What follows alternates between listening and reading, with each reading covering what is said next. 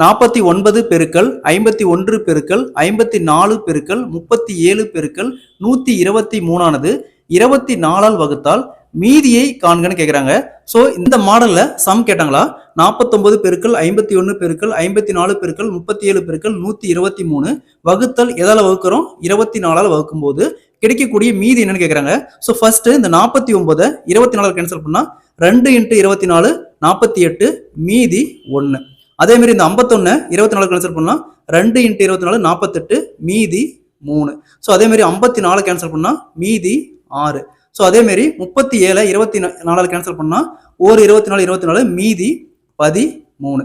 Next 23 24 cancel பண்ணா 5 × 24 120 மீதி 3. So அடுத்தது பாருங்க 3 × 6 18 18 × 3 54 54 × இங்க 13 இருக்கு. அகைன் 24 கேன்சல் பண்ணலாம். ஸோ 24 54 கேன்சல் பண்ணா 2 × 24 48 மீதி 6. ஸோ இங்க மீதி 6 × 13 இருக்கு. இங்க 24 6 × 13 78 வகுத்தல் அகைன் 24. ஸோ அகைன் கேன்சல் பண்ணா 3 24 72 மீதி பார்த்தோம்னா 6 இருக்கும். 78ல 72 போச்சுன்னா மீதி 6.